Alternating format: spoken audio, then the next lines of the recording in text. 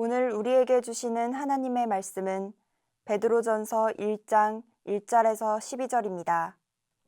예수 그리스도의 사도 베드로는 본도, 갈라디아, 갑바도기아, 아시아와 비두니아에 흩어진 나그네, 곧 하나님 아버지의 미리하심을 따라 성령이 거룩하게 하심으로 순종함과 예수 그리스도의 핏부림을 얻기 위하여 택하심을 받은 자들에게 편지하노니 은혜와 평강이 너희에게 더욱 많을지어다.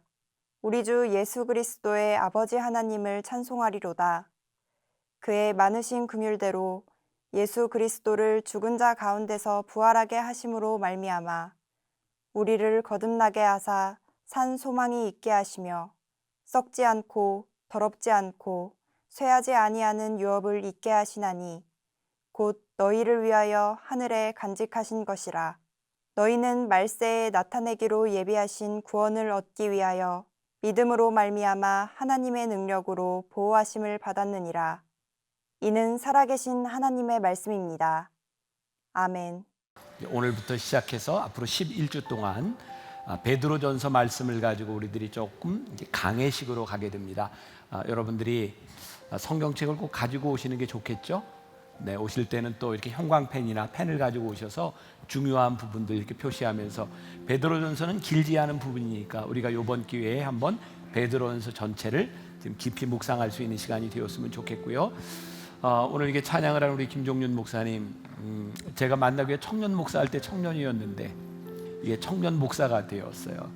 이제 사역하는 모습을 보니까 참 기쁘고 감사하고, 근데 제가 물어보니까 이 찬양 앨범을 아마 자비로 해서 이렇게 낸 것 같아요. 그래서 이게 안 팔리면 가정 경제 문제가 생기는 걸로 알고 있고 부부간에 심각한 트러블이 생기지 않을까. 그래서 여러분들이 나갈 때 이렇게 CD도 이렇게 같이 사고 또 들을 수 있으면 좋겠다 싶고, 이번 시리즈가 진행되는 동안 우리도 함께 부를 내 삶에 들어온 주님의 말씀, 로마서 강해를 할 때 막 제가 불러주고 30분 만에 만들었던 곡이기도 하고요.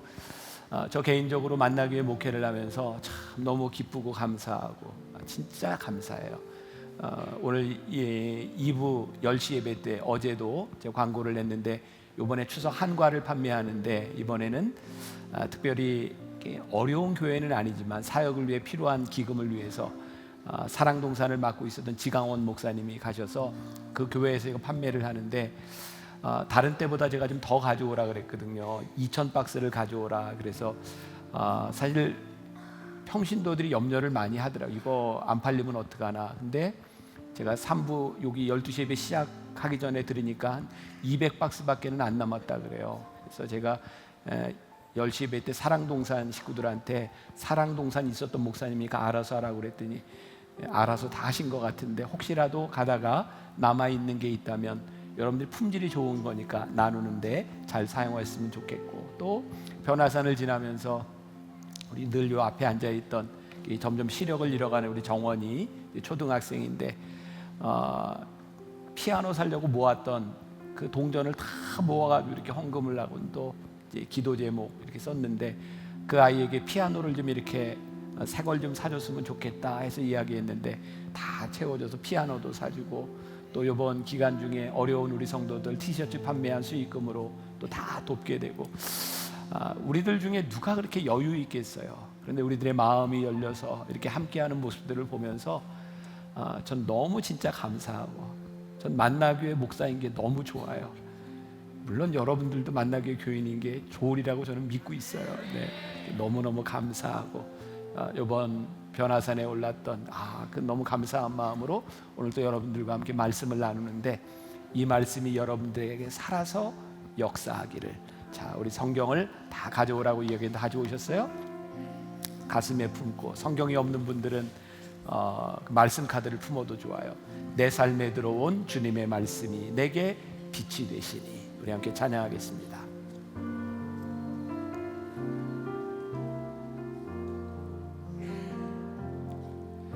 내 삶에 들어온 주님의 말씀이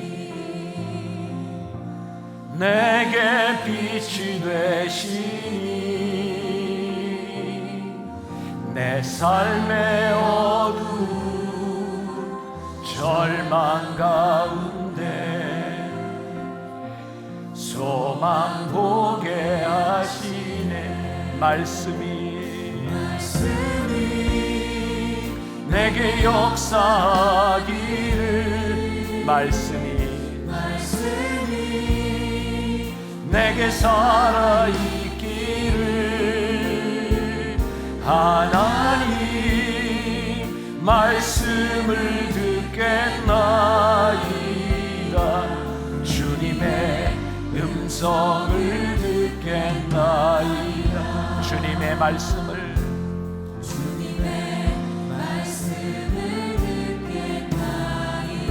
주님의 뜻대로, 주님의 뜻대로 살겠나이다.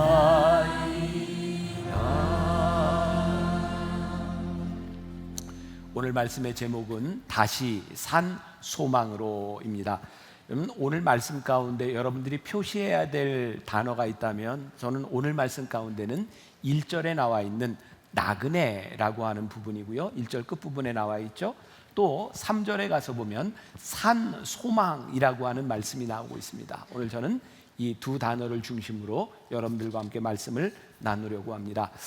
나그네들에게 어쩌면 잘 어울리지 않는 것 같은 그런 인사를 베드로가 하고 있어요. 2절에 보니까 곧 하나님 아버지의 미리 아심을 따라 성령이 거룩하게 하심으로 순종함과 예수 그리스도의 핏부림을 얻기 위하여 택하심을 받은 자들에게 편지하노니. 택하심을 받은 자들이 누구냐면 나그네들이거든요. 은혜와 평강이 너희에게 더욱 많을지어다. 나그네에게 은혜와 평강이 많기를 원한다. 여러분들에게 나그네 하면 어떤 이미지가 떠오르나요? 저는 뭐 금방 딱 떠오르는 게 인생은 나그네 길 어디서 왔다가 어디로 가느냐. 어떤 느낌이야? 나그네, 그저 왔다 그저 가는, 정처 없이 떠도는 나그네. 근데 오늘 성경이 이야기하는 나그네는 우리들이 생각하고 있는 나그네와 다른 것 같아요. 사도 바울은 이 나그네들에게 은혜와 평강이 있기를 원한다. 근데 은혜와 평강이 있는 이유가 있죠. 오늘 제가 핵심적인 단어라고 이야기하는 이 나그네들에게 산 소망이 있기 때문입니다. 우리가 요즘 많이 쓰는 말 가운데 하나가 탈북한 사람들에게 강을 건넌 사람, 이런 표현을 씁니다. 그럼 탈북자들은 강을 건너서 오죠. 두만강을 건너서, 압록강을 건너서 그들은 목숨을 걸고 옵니다. 왜 강을 건널까요? 소망이 있기 때문이죠. 죽음의 강을 기꺼이 걷는 사람들은 소망이 있기 때문에 그 강을 건너는 겁니다. 우리가 이 세상을 살아가며 우리들에게 소망이 없다면 우리들이 지금 살아가고 있는 이 고난들은 우리들에게 고난으로 끝날지 몰라요. 이스라엘 백성들을 말하는 히브리인이라고 하는 말은요, 그 어원이 이제 애굽의 노예로 있던 사람들, 이런 의미를 가지고 있는데, 최초에 그 아브라함의 아버지 때부터 그 메소포타미아 지역에 있던 그 가족이 유프라테스 강, 티그리스 강을 건너서 이제 가나안 땅으로 들어오게 되죠. 가나안 땅에 있던 이스라엘 백성들이 애굽으로 가서 400년을 지나다가 그들이 큰 민족을 이루고 나오게 됩니다. 홍해를 건너서 요단강을 건너서 나오게 됩니다. 여기에 히브리인, 저는 어쩌면 이들이 강을 건넌 사람들, 그들은 소망을 붙들었던 사람들이 아닐까라는 생각을 합니다. 여러분, 2000년 기독교 역사를 보세요.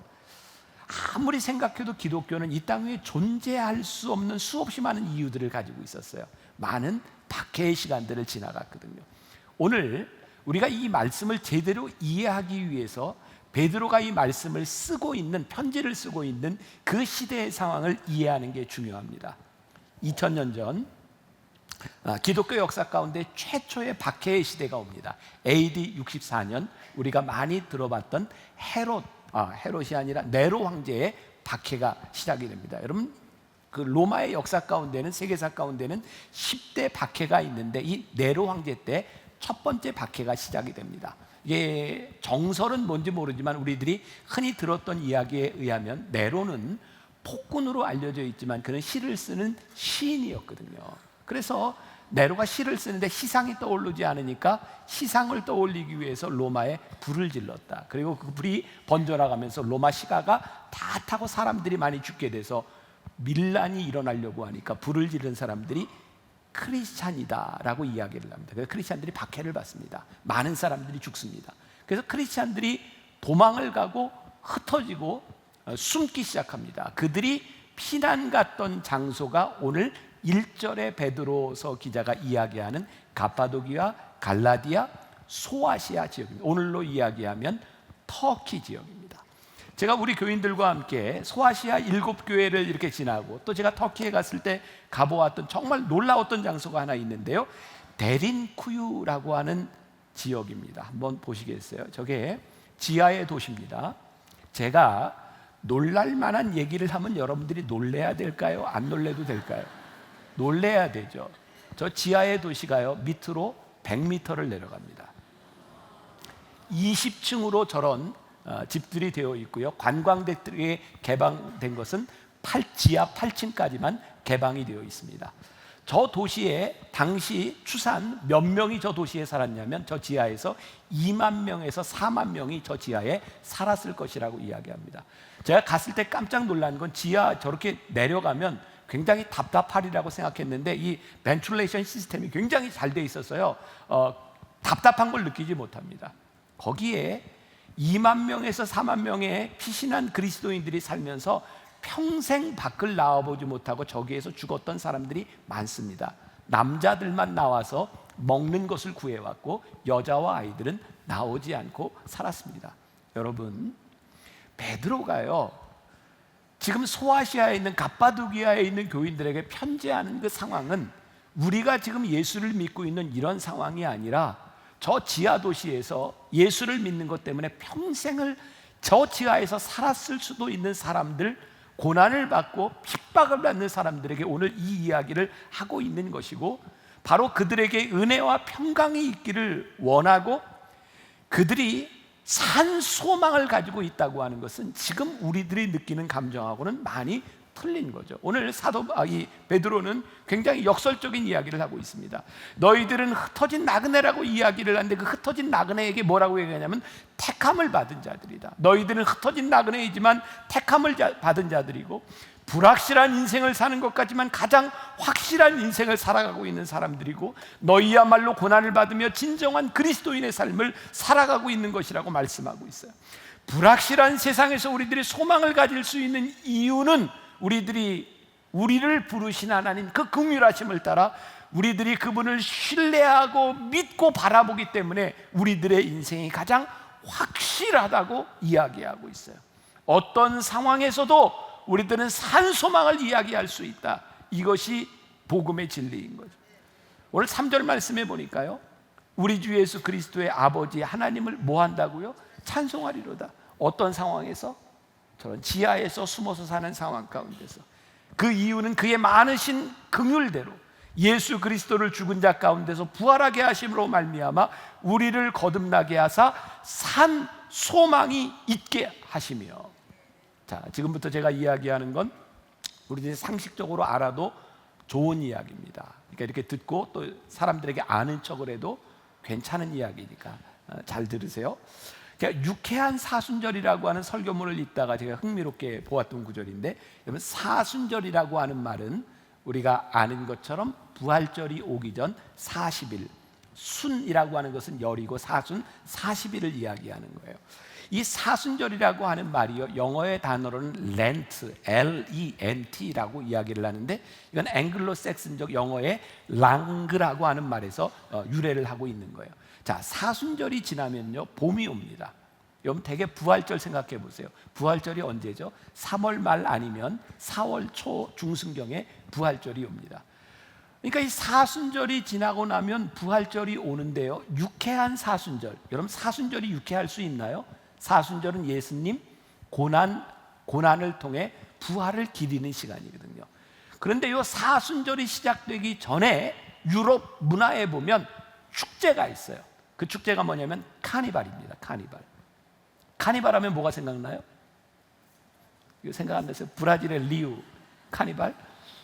여러분, 사순절이 오기 전에 4일 정도에서 5일 정도 이 카니발 축제를 하는데요, 굉장히 이게 노는 일에 우리가 이제 사육제라고 이야기를 하죠. 놉니다. 근데 카니발이라고 하는 말이요, 본래 이 까르네, 이 고기라고 하는 말이고요, 레바레라고 하는 말은 고기여 안녕이라는 말입니다. 그러니까 카니발하는 뭐냐면 고기여 안녕. 사순절이 오면 고기를 먹을 수 없고 그때는 결혼식도 하지 않습니다.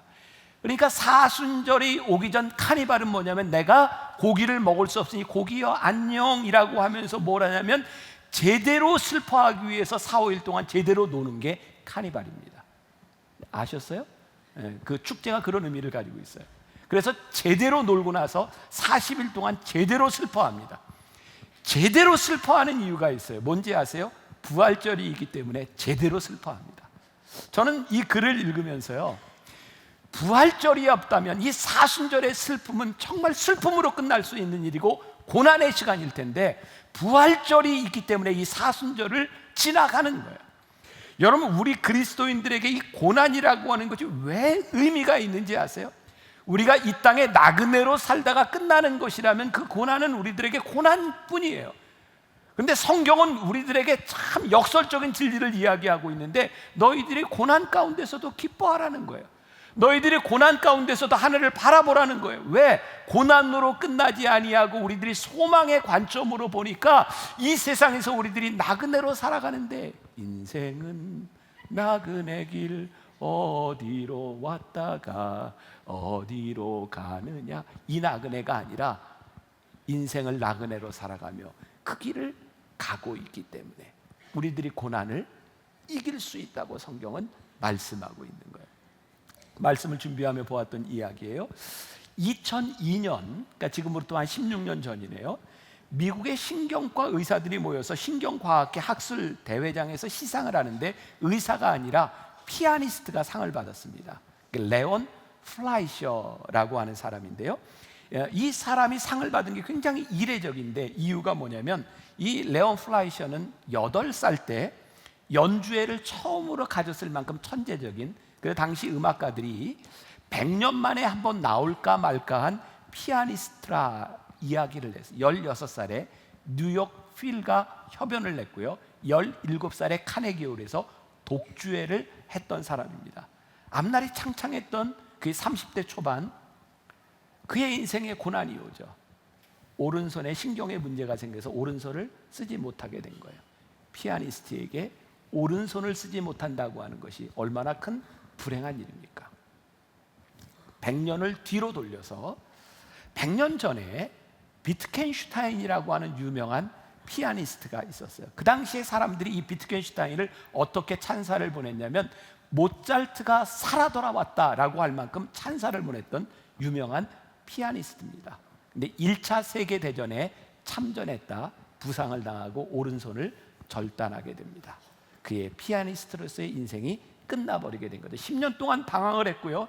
근데 그는 음악에 대한 사랑, 소망을 놓지 않고 사람들, 작곡가를 찾아다니면서 혹시 왼손만으로 연주하는 곡을 만들어줄 수 있습니까? 라고 했을 때 모리스 라벨이라고 하는 사람이 왼손을 위한 피아노 협주곡 디장조라고 하는 곡을 만들어줍니다. 이 비트겐슈타인이 어떻게 한 손으로 연주했는지 궁금하시죠? 잠깐 보여드릴게요.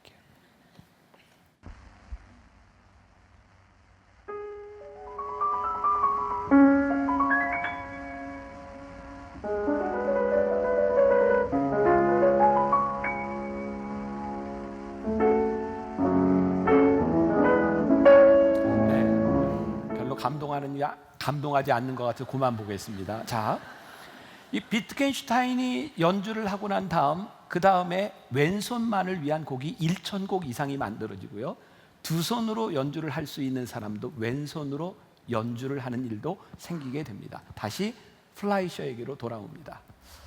그는 한 손으로 피아노로 칠 수 없게 되자 그는 작곡가가 돼서 다시 돌아왔고요, 1995년 그는 오른손으로도 피아노를 칠 수 있게 되었는데 신경학회 그 도움을 받아 이게 팔이 낫게 된 거예요.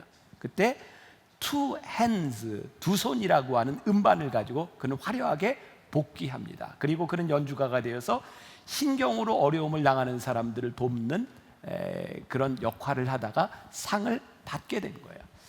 저는 이 이야기를 이렇게 들으면서 보면서 그런 생각을 했어요. 피아니스트에게 오른손을 잃어버린다는 건 얼마나 절망스러운 일이었을까. 그런데 그의 인생이 절망으로 끝나지 않았던 것은 그 음악에 대한 사랑, 음악에 대한 소망이 그로 하여금 한 손으로 연주하게도 하고 새로운 곡을 만들어내기도 하고 새로운 인생을 만들어내는 거죠. 전 우리들이 하나님을 아는 자로서의 특권이 있다고 생각하거든요.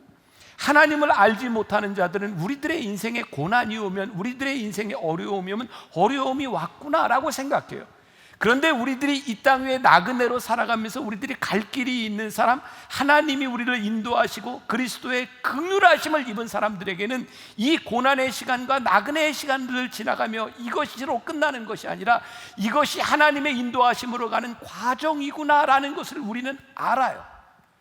우리 그리스도인들이 세상과 다른 것은 이 세상의 고난 가운데서 고난으로 끝나는 것이 아니라 이 세상 가운데서 산 소망을 바라보고 있기 때문에 오늘 말씀이 이해가 되는 거예요. 그래, 잠깐 근심하지 않을 수 없으나 우리가 도리어 크게 기뻐함은 우리의 고난이 고난으로 끝나지 않은 것을 우리들이 알기에 그런 고백을 할 수 있는 거죠. 오늘 이 편지를 쓰고 있는 베드로, 그는 예수님을 만나기 전에 어부로 살던 사람이에요. 예수님을 만났던 순간을 우리가 잘 알죠.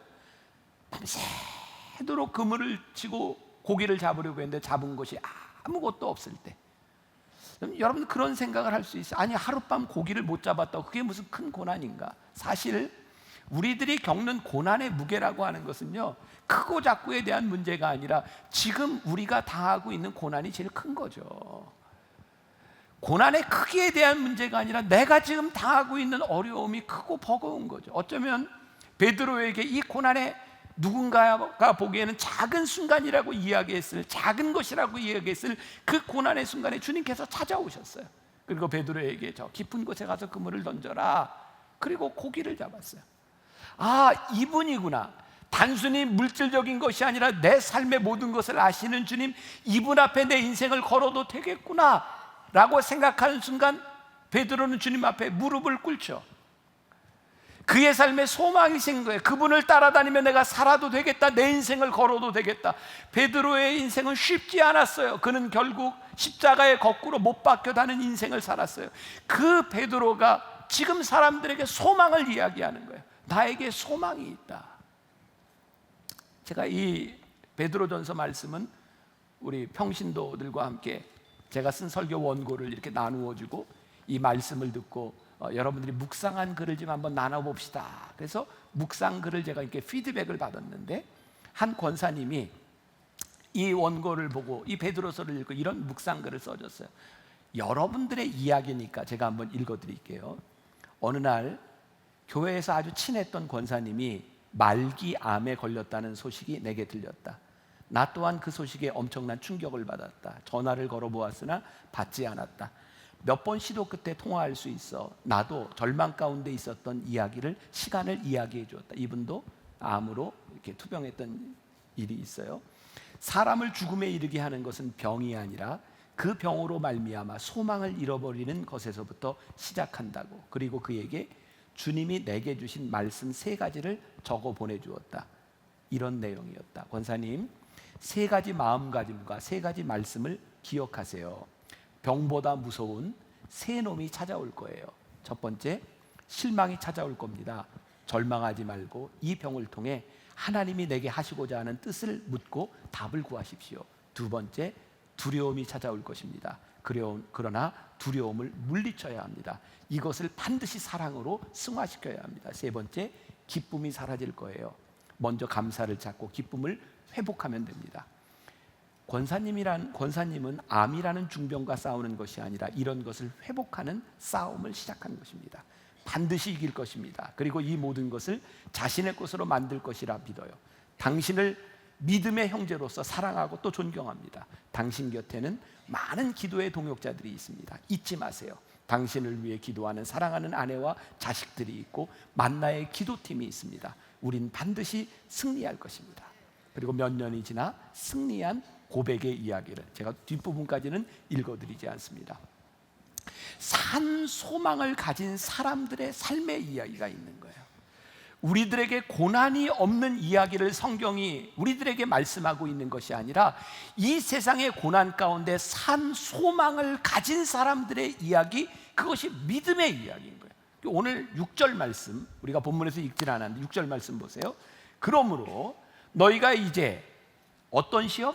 여러 가지 시험으로 말미암아 어떻게 잠깐 근심하게 되지 않을 수 없으나 오히려 어떻게 크게 기뻐하는도다. 여기에 여러 가지의 시험으로 말미암아라고 하는 말을 영어 성경에 보면 좀 더 그 영어 성경이 명확한 것 같아요.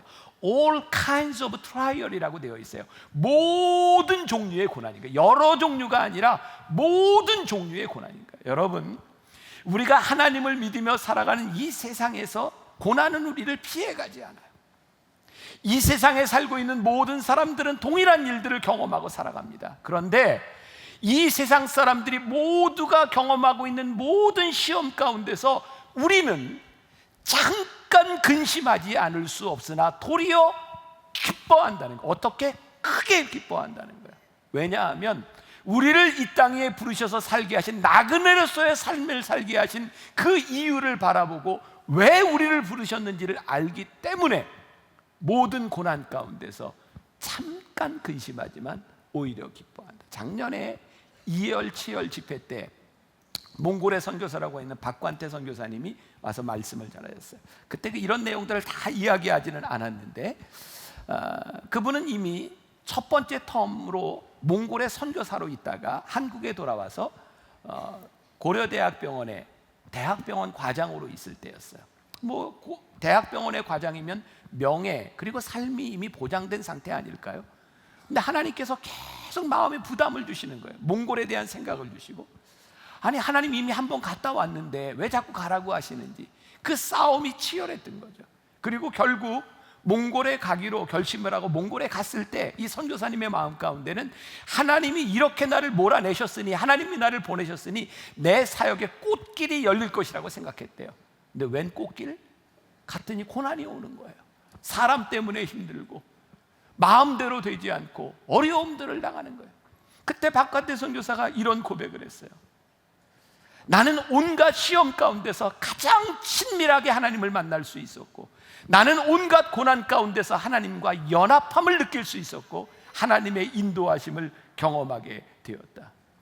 믿음으로 하나님을 붙든다고 하는 것은 우리들이 고난의 길을 가지 않는 것이 아니라 우리들이 이 고난 가운데 잠깐 근심하지 않을 수는 없으나 우리를 인도하시는 하나님, 진짜 우리들에게 믿음이 생기게 될 때, 이것이 가능하구나, 우리들이 기뻐할 수 있는 일이구나.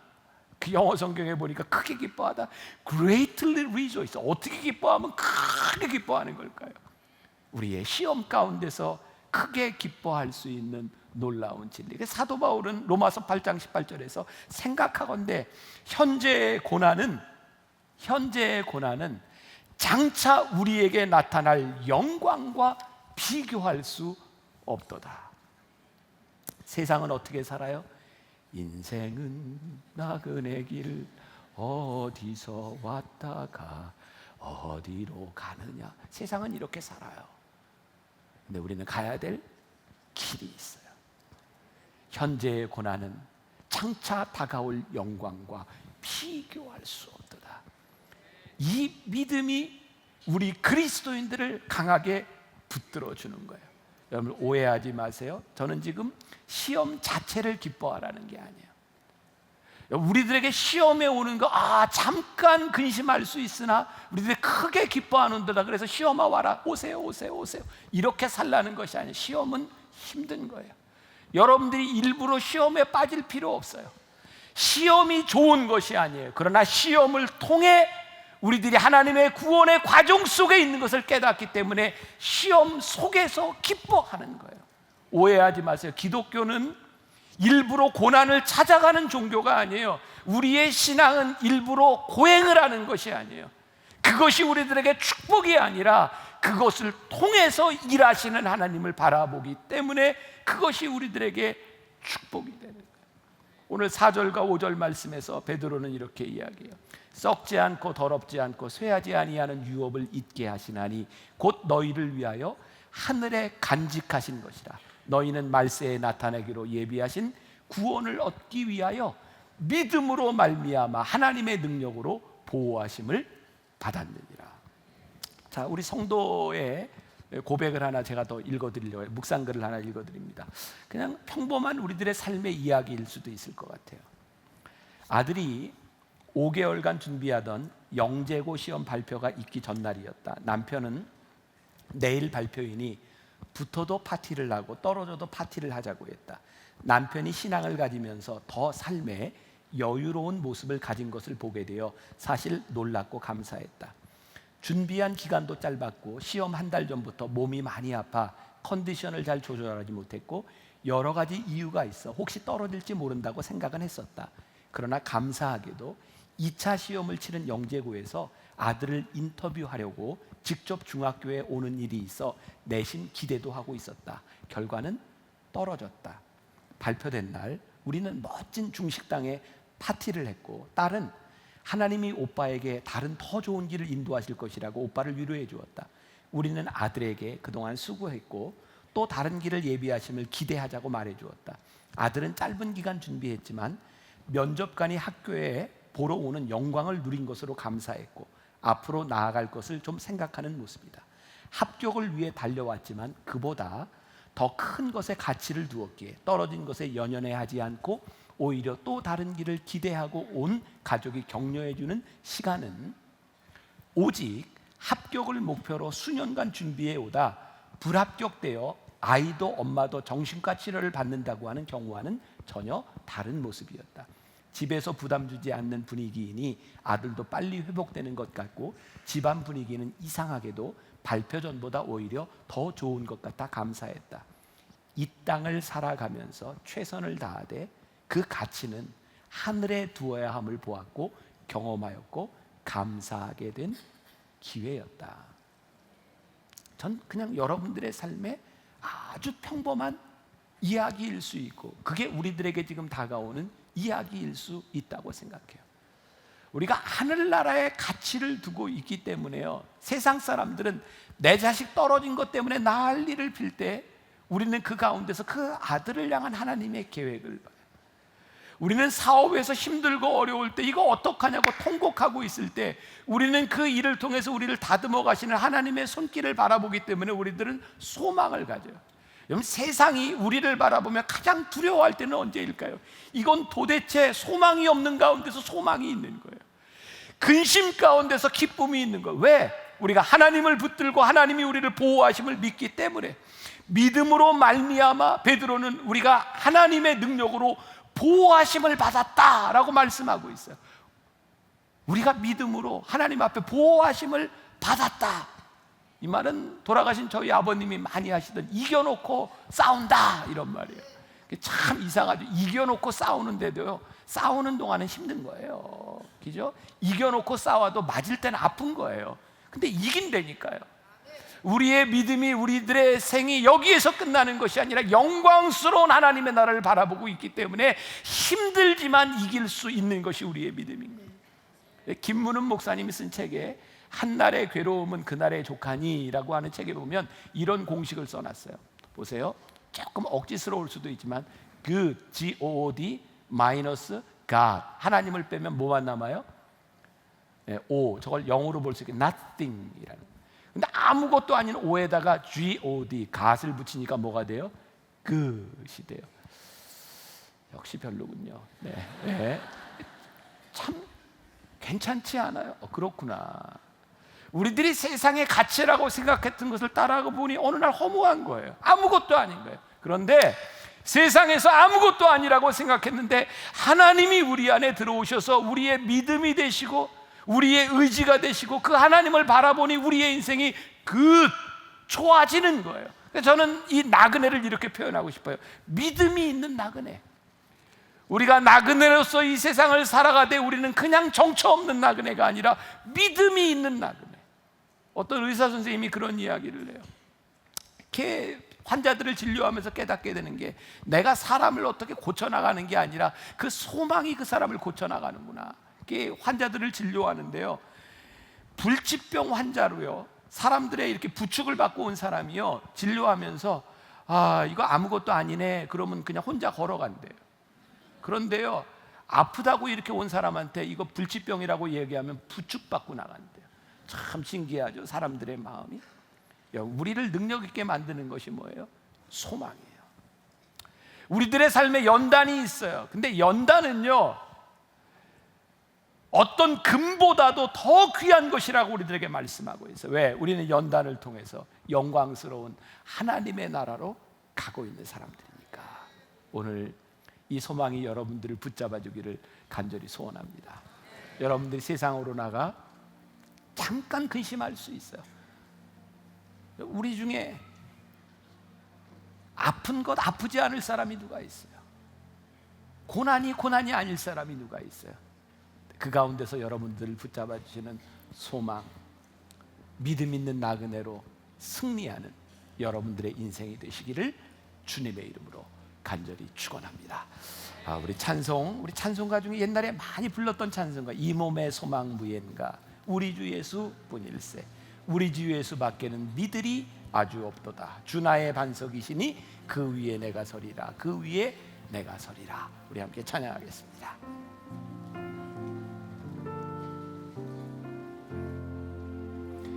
이 몸의 소망 무언가, 우리 주 예수뿐일세, 우리 주 예수밖에는 믿으리 아주 없도다, 주 나의 반석이시니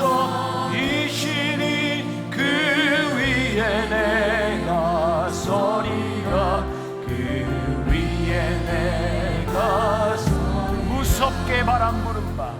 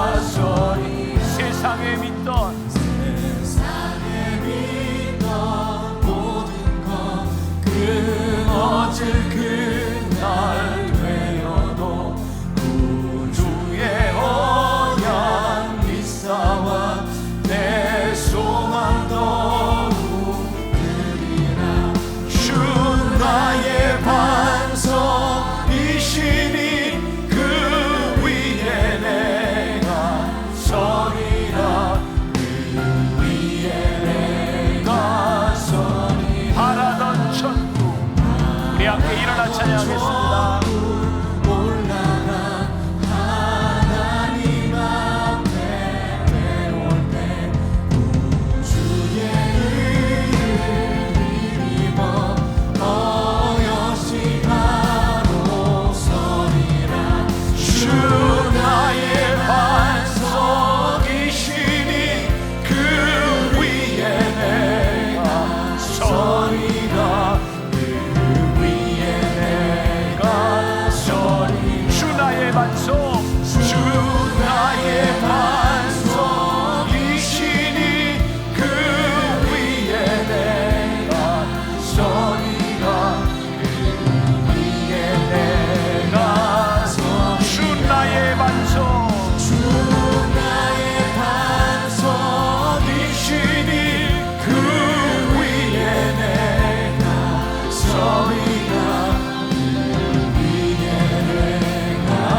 서리라,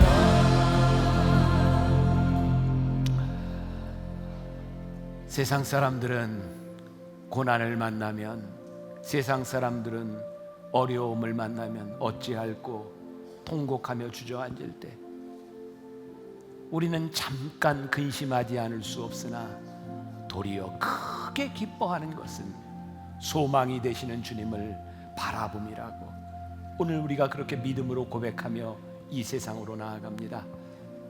하나님, 이 세상은 우리들에게 꽃길을 펼쳐주는 것이 아니라 어떤 고난 가운데서도 주님을 바라보며 승리하라고 말씀하십니다. 세상 사람들은 세상의 가치를 두고 살아갈 때에 너희는 영원한 가치를 바라보며 살아가라고 우리들에게 말씀하십니다.